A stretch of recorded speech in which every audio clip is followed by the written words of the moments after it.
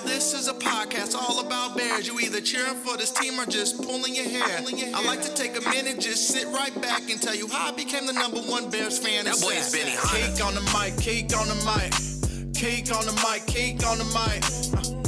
People, this the intro. Sacramento, California, born and raised. And Antelope is where I spend most of my days. Talk bad about my team, you must be a clown. This is Keek on the mic, so you know you better bear down. Bear down. Hey, what's going on, Bears fans? Thank you so much for joining me for another episode of Keek on the Mic, the podcast all about the Chicago Bears. Like always, before I get this episode started, make sure you hit that subscribe button and the bell notification to catch all Bears content right here on the podcast. Make sure you follow me on all my social media channels, and make sure you share this episode of Keek on the Mic with every single Bears fan that you know. So the Chicago Bears dropped to 3-5 as they lose to the San Francisco 49ers 33-22. Man, this is a tough one. This is a tough one to drop because obviously if we win this game, we're back to 500, and we're still in the mix, I guess, of playoff football. At this point, we shouldn't even think about playoffs. Let's get the playoff thing out of our mind because the Bears are now dropped to 3-5. We have a defense that looked terrible out there today. But just like every game, I try to take the positives and the negatives of each in every Bears game. So right off the bat, when you look at the positives of this game, right, and each of these games that Justin Fields plays, I look and I ask the question to myself, did Justin Fields develop today? And the answer to that question is yes. Justin Fields developed today in today's game against the 49ers. Looking at Justin Fields' stats, he went 19 for 27, 175 yards, a passing touchdown, and of course that interception, which that was just in garbage time. He also had 10 rushes for 103 yards and a touchdown. If you guys didn't see that 4th and 1 rushing touchdown by Justin Fields, go check it out. It was absolutely amazing.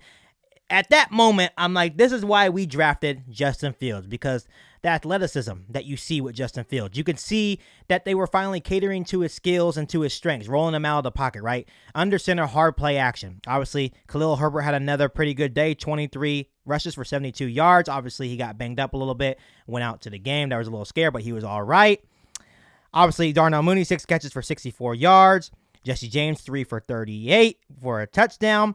And then once again, Allen Robinson only had 3 catches for 21 yards. So I'm not sure where Allen Robinson's at. But other than that, the offense was able to put together some drives, only punting the ball once. We're pretty good on 3rd down. So the offense played pretty good football. They played good enough to win, which is crazy to think because over the last couple of weeks, it has been the defense that kept us in the game, right? But in today's game, it was actually the defense. The Chicago Bears defense, 11th overall. They're basically a top 10 unit. Struggled without their star pass rusher, Khalil Mack, as Jimmy Garoppolo. Man, we made him look like Tom Brady. 17 for 28, 322 yards. He didn't have no touchdowns or interceptions, but he did have 2 rushing touchdowns when they were in the red zone. Obviously, Elijah Mitchell, a young rookie running back for the 49ers, had a good day. It was one of the guys I wanted to keep a close eye on. 18 carries for 137 yards and a touchdown. The 49ers handled business. They came into Chicago and got a much-needed victory. But here are the 3 key plays that are bothering me about this game. The Bears are up at this point. I believe it was like 13-6, right? They're up by a touchdown. 20 seconds left. Sean Desai decides to call a man coverage. Deebo Samuel burns Kendall Vildor down the field for a big 54-yard gain. The 49ers get 3 points out of it. That's key 1. Key 2, 3rd and 20. 3rd and 20. They call a screen pass. We missed a couple of tackles. Deebo Samuel once again goes all the way down the field for 84 yards into Bears territory at the 1-yard line. And that's the following play. That's when Jimmy Garoppolo gets his first rushing touchdown of the game.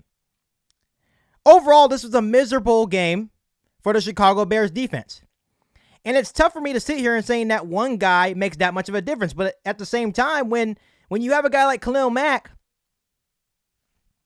when you have a guy like Khalil Mack and he's not out there, it's tough because no one else was able to get pressure. 0 QB hits, 0 sacks, weren't able to get to Jimmy Garoppolo.